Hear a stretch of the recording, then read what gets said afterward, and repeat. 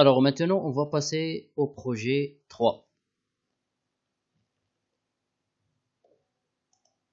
Première tâche, ajuster les marges de page de façon à les mettre en miroir.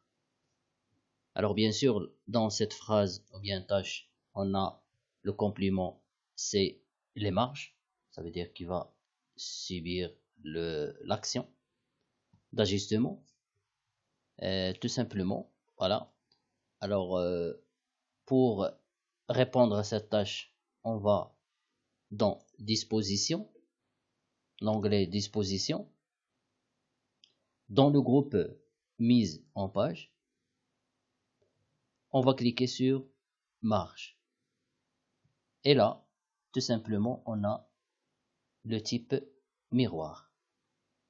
D'accord? Donc, on a plusieurs options de ce type de marge. Voilà, tout simplement. C'est très très simple. Donc, on va modifier les marges de toute la page. Ou bien sûr, ici, c'est le document. Toutes les pages. Pour la tâche 2, ajuster ou bien ajouter la zone de texte citation à bande en bas de la page de couverture. Ça veut dire la première page. Dans la partie centrale et insérer le texte gagner, joue au hockey et au basketball dans sa ville natale de Mascouche. Alors là, bien sûr, on va ajouter une zone de texte tout simplement, mais dans un emplacement bien défini. D'accord? Dans la partie centrale. Ici, dans la première page. Très bien. Alors pour la première page, on a déjà ici une zone de texte qu'on va supprimer. Voilà. Alors je vais cliquer dans la première page, ça veut dire la page de couverture. Après, je vais dans Insertion, dans l'onglet Insertion. Dans le groupe Texte, je vais trouver Zone de texte. Mais le type de zone de texte demandé, c'est bien défini. Donc, c'est le type citation à bande. Le deuxième type. D'accord? Voilà. Là, après, bien sûr, après l'insertion de la zone de texte, je vais déterminer la position, ou bien sa position. Alors là, dans la partie centrale. Alors, je dois déterminer la position de cette zone de texte. Dans Organiser, on a position ici. Donc, en bas, au centre de la première page. Voilà, la zone de texte. Et la dernière chose, insérer le texte, gagner, joue, au hockey et au basketball, etc. jusqu'à Mascouche.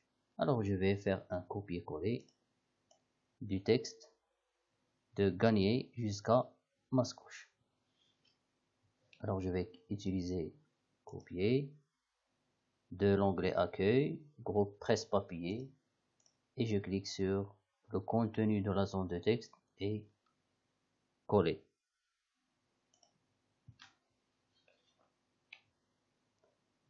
Alors, on va passer à la tâche 3. Mettre, ou bien dans la dernière page, mettez à jour la table des matières. Alors ici, dans cette phrase, le complément, c'est la table de matière. On va bien sûr la mettre à jour. Alors dans la dernière, bien sûr, page, je vais chercher la table des matières. La voilà. Alors pour mettre à jour une table de matière, c'est très simple. Je vais cliquer à l'intérieur de cette table. Après, regardez, on a ici mettre à jour la table. Une petite boîte de dialogue s'affiche. Donc, on a deux options, mettre à jour les numéros de page uniquement ou bien mettre à jour toute la table. Alors, on va choisir mettre à jour toute la table. OK. Voilà. On va passer à la quatrième tâche. Dans la dernière page, sous le titre conclusion, insérer le contenu du fichier conclusion.docs situé dans le dossier objet des projets. Alors là, on va dans la dernière page, c'est ça, la dernière page, sous le titre conclusion. Alors là, il faut faire attention, c'est sous le titre conclusion. Alors là, je vais cliquer ici, d'accord, avant L, dans la ligne après la ligne de conclusion, parce que la tâche ici dit que il faut insérer le texte ou bien le contenu du fichier conclusion sous le titre conclusion, ça veut dire dans la ligne après conclusion. Et après, bien sûr, je vais cliquer sur insertion, l'onglet insertion. Dans le groupe texte, on a objet. Je clique sur le petit triangle et là on a l'option texte d'un fichier. Là on va importer un paragraphe ou bien un texte à partir d'un autre fichier Word. Voilà.